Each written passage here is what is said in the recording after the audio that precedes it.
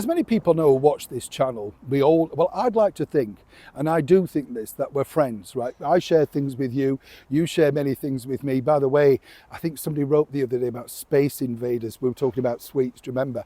And I know you all laughed at me, didn't you? But it's true about the blackjacks, isn't it? You never understood why the t-shirt, are you eating sweets? No.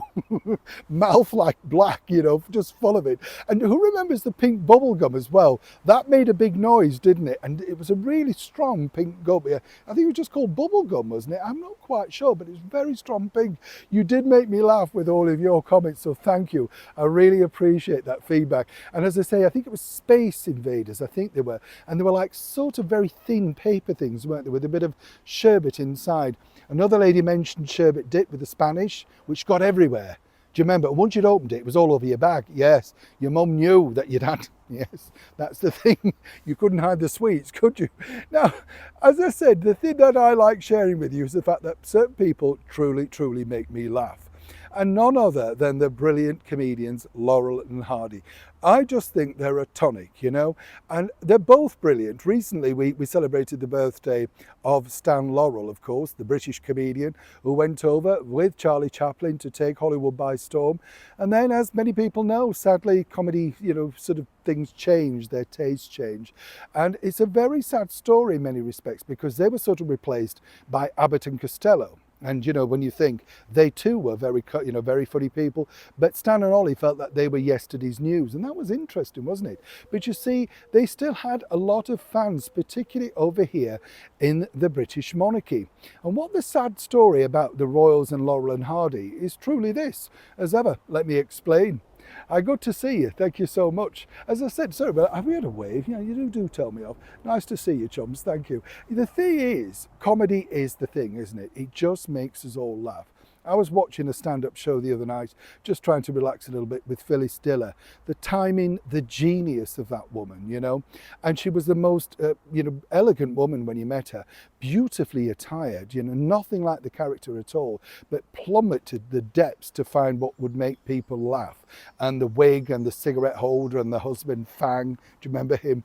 She was just brilliant. My sort of memory of Phyllis Diller, I think she was on the Bob Hope show, and I was watching it as a kid. And she came in and she said, this room needs brightening up, and swept off all of his pictures and just put her own picture there.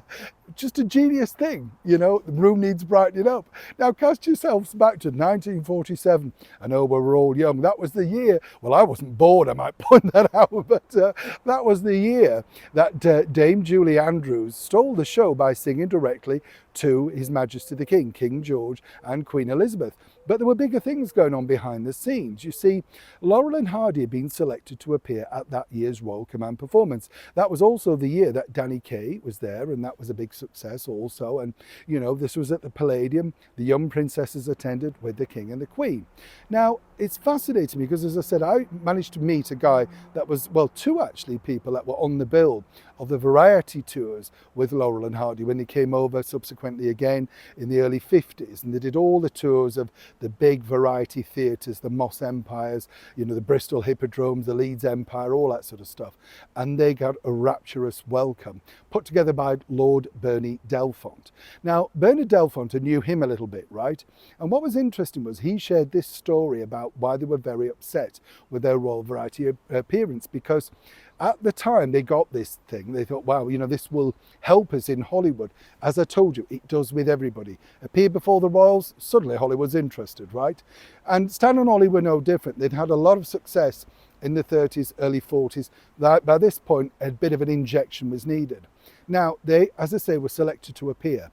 And where it got interesting was, they came over to do their act, but they also were booked to appear at the Paris Lido. And the people over in Paris would not let them have the night off. Very sad, isn't it? And so the thing was that they could not be presented to the King, the Queen, and the young princesses in the lineup. This is because they had to literally do their act on stage and then zip back over on the train to continue their act. Now, Bernie Delfont told me that, they tried everything in their power saying, look, this will help you with your box office. They're going to appear in front of our British monarchy. As we now know, the French are not necessarily monarchists. They didn't care. And Stan and Ollie had a contract, and that contract was signed before they got the Royal Command invite. And that truly is the reason why there was no picture or anything like that. Now, what I can tell you is, according to a very well-placed source, Prince Philip did go along privately to see Stan and Ollie at the Lyceum when they were doing their shows later on, a few years down the line.